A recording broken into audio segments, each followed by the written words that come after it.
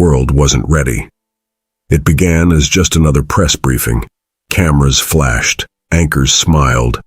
Then the mood darkened. U.S. President Donald Trump, standing tall at a podium in New York, looked straight into the cameras and said, "The United States is officially imposing harsh sanctions on the Republic of South Africa, effective immediately." Gasps echoed across the room. Reporters froze. The reason? Because of growing instability and anti-Western defiance, Trump declared. He didn't stop there. He blamed South Africa's recent alignment with rogue African leaders, pointing a subtle finger at Burkina Faso. He didn't name Traoré, but the message was clear. Within minutes, Twitter lit up. Hands off Africa. Trump sanctions trended worldwide. In Johannesburg, ordinary people cried. "We're not the enemy," a woman whispered on SABC. Families feared job losses. Farmers worried about exports. By evening, a young South African student tweeted, "Why are we punished for standing with our brothers?" But in Ouagadougou, something was stirring. Captain Ibrahim Traoré was watching, silently, steadily. And in his eyes there was fire. A reckoning had begun. Captain Ibrahim Traoré didn't speak right away. For hours after Trump's sanctions went viral, the Burkinabe president held no press briefings, no statements, no tweets, only silence. But behind the scenes, his team prepared something different. Not just a response, a message for all of Africa. In a dimly lit war room beneath the capital, Traoré sat with advisors from Mali, Niger, and Guinea. His voice was low but firm. "This isn't just about South Africa. They're coming for all of us." A Malian official nodded. Divide and conquer, classic colonial playbook. Traoré opened a brown envelope. Inside was a report, surveillance data, leaked memos, and proof that U.S. lobbyists had pressured Western companies to pull out of African partnerships. "They call us unstable," he said quietly. "But it's because we said no. No to exploitation. No to Western control over Africa's minerals, data, and dignity." Outside, thousands gathered in front of the National TV building chanting, "Stand with South Africa! Stand with Africa!" The air was thick with rage and hope, and when a journalist asked Traoré if he would speak publicly, he gave a chilling reply, "Tomorrow, live for the world to hear." The countdown began. International media prepared. Social platforms buzzed. "Live. Ibrahim Traoré responds to Trump," lit up screens from Johannesburg to Paris. Inside a bright, high-tech studio in Ouagadougou, Traoré adjusted his mic. Cameras zoomed in. His military jacket was crisp, but his eyes held grief. He began slowly. "To President Trump, Africa is not your backyard." Gasps rippled across studios worldwide. Traoré continued, "You accuse South Africa of instability, but who destabilized Libya? Who armed warlords and stole gold from our soil?" He paused. His voice cracked just slightly. "We are poor, not because we are weak, but because we were robbed." Then came the moment that made the world stop. Traoré leaned forward. "President Trump, if standing for our dignity is defiance, then call me a rebel." Viewers in Africa wept. Twitter exploded. He spoke for all of us. This is the leader we've waited for. But just as the camera began to fade, Traoré added one final chilling line. "This isn't just politics. This is survival. And we are done kneeling." In a tiny village outside Cape Town, an 11-year-old boy named Zanele sat in front of a broken TV. His mother was in the fields. His father, long gone. The neighbor's power cord stretched through the window, just enough for 1 hour of electricity. He sat cross-legged, eyes wide, watching Ibrahim Traoré speak. "Africa is not a charity case. We are a people, a proud people." Zanele didn't fully understand the politics, but he understood one thing. Someone was finally speaking for them. Tears welled up in his eyes. Not from sadness, but from something rare. Hope. Back in the studio, Traoré's voice grew heavier. He spoke of how Africa's youth were leaving, dying in boats, treated like animals abroad. Because the wealth of our land was never meant for us. As he said this, Zanelli whispered to the empty room, "Tell them. Please don't stop." Somewhere in the shadows, another African child was watching. Another elder was weeping. And for the first time in years, the silence across the continent was filled with truth. Behind closed doors in Abuja, Nigeria's capital, something rare was happening. Leaders from 7 African nations gathered in secret. No press, no translators, just heartbeats and history. On a single TV screen, they replayed Traoré's broadcast. No one interrupted. When it ended, President Tinubu stood up. His voice broke slightly. "Gentlemen, maybe it's time we stop apologizing for surviving." For years, African nations had walked a tightrope, begging for loans, signing treaties they didn't understand, accepting second-hand food while exporting gold. But today, Traoré had said what they'd all been thinking. If you sanction one of us for standing tall, then you sanction all of us. The room grew tense. Some were afraid. Sanctions meant suffering. But a Rwandan general scarred from war finally spoke. "Let them freeze our accounts. We'll plant more crops. We'll build with stone, not steel, but we'll do it with dignity." It wasn't official yet, but a new alliance was being born.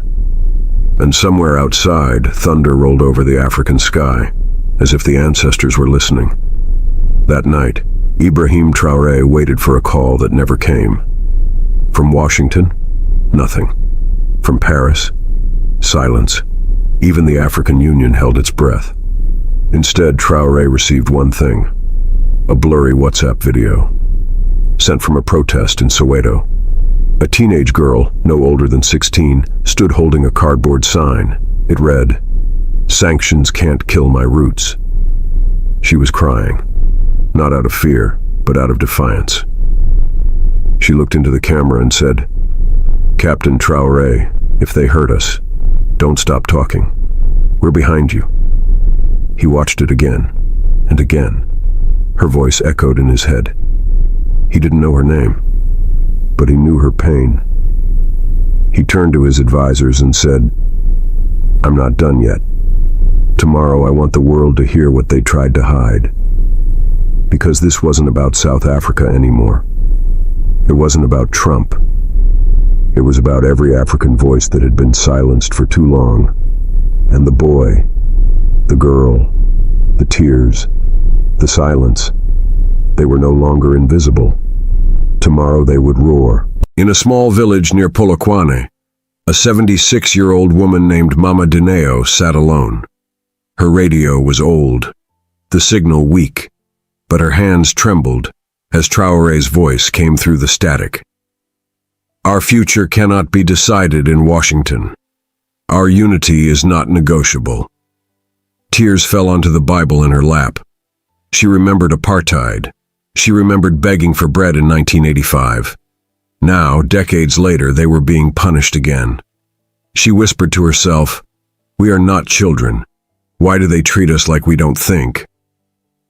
When the lights went out due to load shedding, she didn't move. She kept praying. Not for herself, but for Traoré.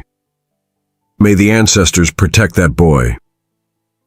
Meanwhile, in Washington, news anchors dismissed Traoré's speech as provocative, radical, and dangerous. But across Africa, he was becoming something else. A mirror, a megaphone, a lion. Mama Dineo couldn't read foreign policy, but she knew truth when she heard it. And that night, under a starless sky, she repeated a phrase she hadn't said in 30 years. Freedom is coming again. The U.S. Treasury moved fast. By Monday, South Africa's access to key financial systems was frozen. Trade deals stalled. Banks panicked. Western media said, "This will break them." But it didn't. Instead, something strange happened. African tech startups in Kenya and Nigeria refused to shut down. Burkina Faso and Mali announced a joint grain program to support southern Africa. Thousands of people in Zimbabwe, Botswana, and Namibia flooded the streets, not to protest Traoré's words, but to celebrate them. In Cape Town, a graffiti artist sprayed "Traoré spoke for us" across the U.S. Embassy wall. Meanwhile, Traoré held another brief broadcast. This time, just 6 minutes. No applause, no podium, just his voice. "Sanctions will break our chains, not our courage." Even children were repeating his words. In South Africa, a 9-year-old boy named Musa was filmed telling his class, "If they hate us for being African, then let's love Africa even more." The video went viral. What was meant to be a punishment had become a prophecy. In a dusty copper mine in Zambia, a man named Laxon, aged 43, paused during his shift. His hands were blistered. His lunch was half a banana and stale bread. He opened his jacket pocket and unfolded a small oil-stained paper. It was a transcript of Traoré's second speech. One of his sons had printed it from a community center. He read it slowly, line by line. And when he reached the words, "They've taken our minerals but left our schools empty," his throat tightened. He looked at the other miners crouched in silence. Then he did something unexpected. He climbed onto a wooden crate and began reading the speech aloud. One by one, they stopped working. Some cried quietly. One man fell to his knees. "We are not poor," Laxon said. "We've been stolen from, and someone has finally said it out loud." By sunset, that speech had traveled to a village elder, then to a union leader, then to a journalist. Within 24 hours, the photo of the oil-stained paper was circulating across the continent, and from the belly of a mine, Traoré's voice rose again. Continue with chapters 10 to 12, and I'll take you deeper into the rising storm, where tears turn into resistance, and resistance turns into legacy. Let's keep your viewers locked in, emotionally moved, and crying real tears. In a crowded township just outside Durban, a young mother named Thandi held her crying baby close. Her milk had dried up. There was no formula left in the shop. Because of the sanctions, imports had stalled. Shelves were empty, prices tripled. Thandi sat on the floor, desperate, her eyes swollen from nights of no sleep. She hadn't eaten in 2 days, and all she could do was whisper, "I'm sorry, my baby, I'm trying." On the wall was an old TV. The signal was shaky, but Traoré's face appeared again. This time it wasn't a speech. It was a moment of silence. 1 minute, no music, no flashing graphics, just his eyes, tired, steady, full of fire. Then he said, "To every mother who has been forgotten, I see you." Thandi covered her mouth and sobbed. No leader had ever spoken like this, not to her, not for her. Down the street, others were crying too. His voice, his stillness, wasn't politics anymore. It was a lifeline. And across Africa, millions realized this wasn't just a message, it was a movement. Samuel had worked for 6 years to earn his engineering degree at the University of Pretoria. His father sold goats to pay the fees. His mother cleaned schools on weekends. Finally, Samuel reached his last semester. His dream was to build irrigation systems back home in Limpopo. Then the sanctions hit.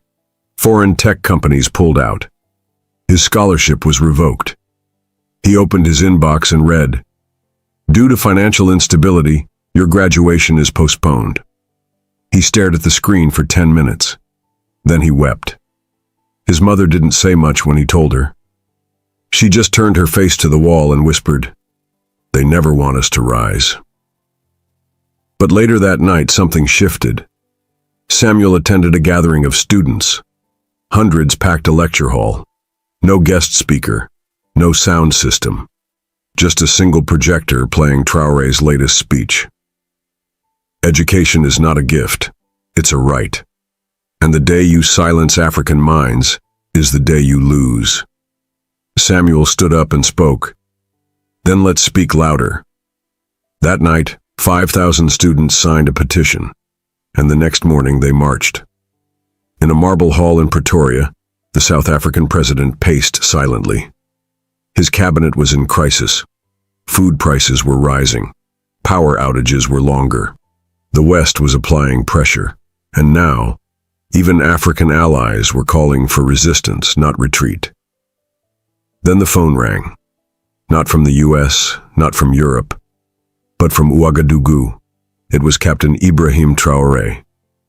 "I didn't call to embarrass you," he began. "I called because we are at war, and not with guns." There was a long pause. The South African president finally whispered, "They're killing our dignity," quietly. Traoré replied, "Then let's make noise. Together." They spoke for 40 minutes, about trade, about youth, about the lies sold to Africa disguised as aid. No cameras, no press release. But the next day, South Africa announced a joint diplomatic visit to Burkina Faso, Mali, and Niger. CNN called it a risky move. BBC called it rebellious. But in the villages, on buses, in markets, people called it something else, the return of African brotherhood. And deep inside the palace, something ancient had begun to rise again. It started with one funeral, then another, then hundreds. In Soweto, a 55-year-old street vendor named Mlungisi collapsed after 3 days of no food. His daughter had begged a pharmacy for insulin, but sanctions had blocked imports. By the time help came, he was gone. They couldn't afford a hearse. So his friends carried him through the township in a wooden box on their shoulders. A cell phone speaker played Traoré's voice on repeat.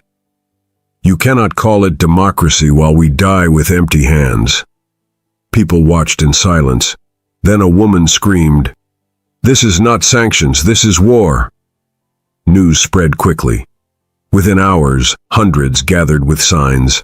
"Mlungisi is one of thousands. Africa is bleeding in silence." One child stood with a cardboard message. "Traoré, don't stop. Please, speak for my father." That image, raw and real, went viral worldwide. And while the West dismissed it as unrelated, Africans knew the truth. The cost of these sanctions wasn't just money. It was life. And Traoré was the only leader naming that pain, without fear. In Cape Town, the South African Parliament gathered to debate its next move. Tensions were high. Factions were split. Some feared deeper sanctions. Others feared deeper silence. Then, without warning, the screen inside the chamber blinked, and Traoré's face appeared again. Not live. A replay of his first global response. "You do not threaten African leaders and expect silence. This continent has bled for centuries, and now we are awake."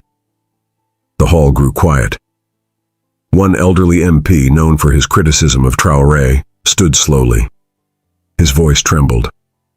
"I've seen many speeches in my life, but this one made me feel shame.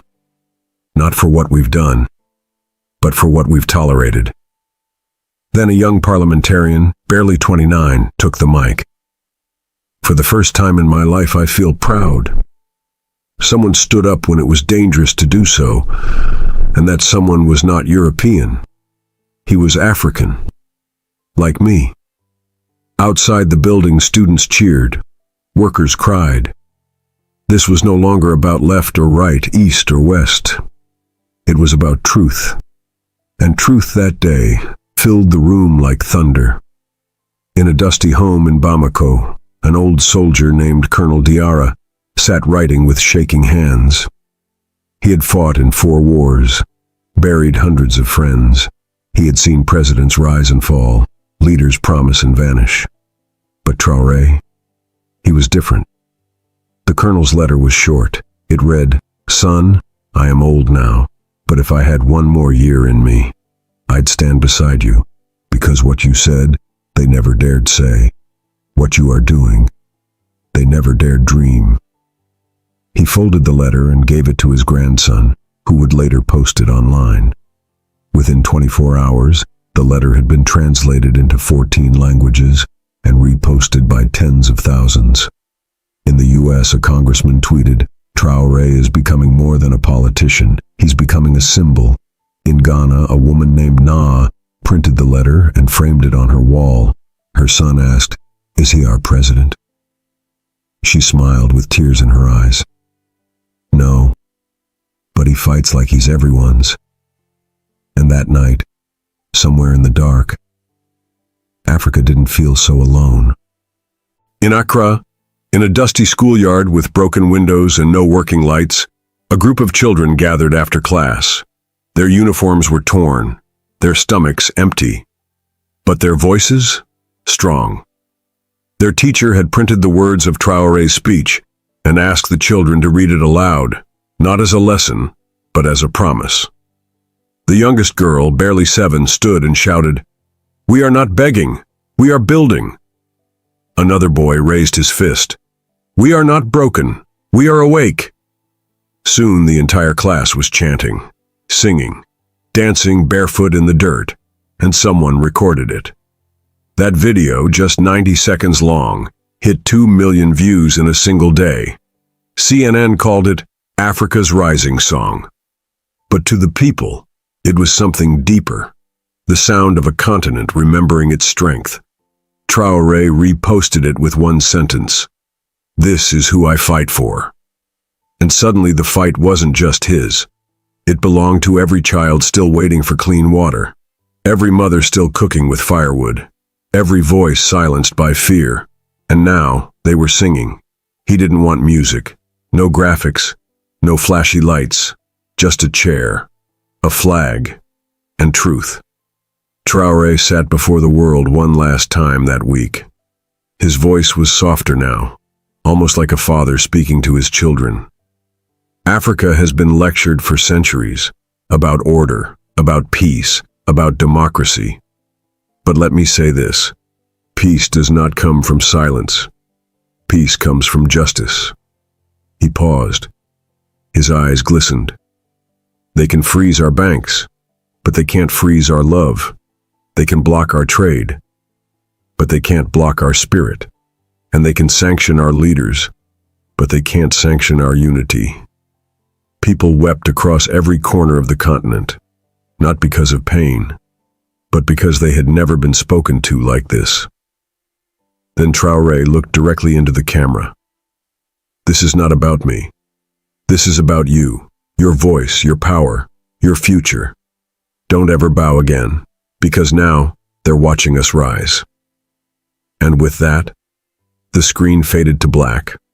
But the movement, it was just beginning. A month later, the United Nations hosted a quiet meeting in Geneva. No cameras, no headlines, just diplomats seated in tight circles. On the table lay a handwritten letter. It was from a woman named Grace in Uganda, a widow, a farmer. She had lost her land after a foreign company dug out her soil. She wrote, "I have no voice, I have no power. But when Traoré spoke, I believed again. Not in government, not in politics, I believed in us." They read it aloud, and for the first time in years, they listened. By the week's end, 3 major countries softened their sanctions, and South Africa began rebuilding, with new trade from Burkina Faso, Mali, and Niger. But the greatest shift, it happened in people's hearts. Across the continent, young Africans now ended their prayers with a name, not as a god, but as a guide. May we be brave like Traoré. If this story touched your heart, if it made you cry, made you feel proud, or made you believe again, then don't just scroll away. Like this video right now. Subscribe to this channel. We are building something powerful together. And most importantly, drop a comment with the words, "Africa is awake." Let the world see that our voices matter. Let them see we are not divided. Let them feel what Traoré made us feel. Hope, Fire. Pride. This is not the end. This is our beginning.